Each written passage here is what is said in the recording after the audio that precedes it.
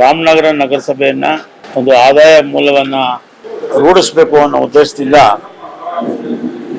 ನಾವು ಒಂದು ಬೃಹತ್ ವಾಣಿಜ್ಯ ಮಳಿಗೆಯನ್ನು ಇಲ್ಲಿ ಪ್ರಾರಂಭಿಸಬೇಕು ಅನ್ನೋ ಒಂದು ಮಹತ್ವಾಕಾಂಕ್ಷೆಯನ್ನು ನಮ್ಮ ನಗರಸಭೆ ಹೊಂದಿತ್ತು. ಅದು ಕಳೆದ 2 ಬಾರಿ ಕೂಡ ಬಡ್ಜೆಟ್ನಲ್ಲಿ 2 ಬಾರಿ ಕೂಡ ಬಡ್ಜೆಟ್ನ ಘೋಷಣೆ ಮಾಡ್ತಕ್ಕಂಥ ಸಂದರ್ಭದಲ್ಲಿ ಈ ವಿಚಾರವನ್ನು ಪ್ರಸ್ತಾಪ ಮಾಡಿದ್ವಿ. ಈ ಬಾರಿ ಕೇಂದ್ರ ಸರ್ಕಾರದ ಅರ್ಬನ್ ಚಾಲೆಂಜ್ ಫಂಡ್ನ ಸಹಕಾರದೊಂದಿಗೆ ಈ ಒಂದು ಕಮರ್ಷಿಯಲ್ ಕಾಂಪ್ಲೆಕ್ಸ್ನ ಇಲ್ಲಿ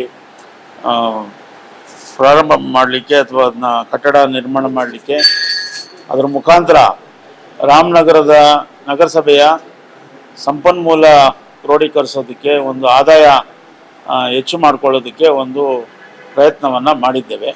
ಆ ನಿಟ್ಟಿನಲ್ಲಿ ಇವತ್ತು ನಾವು ನಗರಸಭೆಯ ಒಂದು ವಿಶೇಷ ಸಭೆಯನ್ನು ಕರೆದಿದ್ವಿ. ನಮ್ಮ ಸರ್ವ ಸದಸ್ಯರು ಕೂಡ ಅದಕ್ಕೆ ಅನುಮೋದನೆಯನ್ನು ಕೊಟ್ಟಿದ್ದಾರೆ.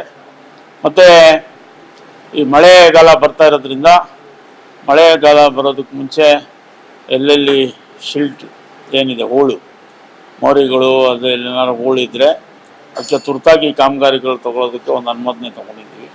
ಎಲ್ಲೆಲ್ಲಿ ಅವಶ್ಯಕತೆ ಇದೆ, ಎಲ್ಲಿ ತೀರಾ ಅವಶ್ಯಕತೆ ಇದೆ ಅಲ್ಲೆಲ್ಲ ಕೆಲಸವನ್ನು ಪ್ರಾರಂಭ ಮಾಡಬೇಕು ಅಂತೇಳಿ ಅದಕ್ಕೊಂದು ಅನುಮೋದನೆ ಕೊಟ್ಟಿದ್ದಾರೆ.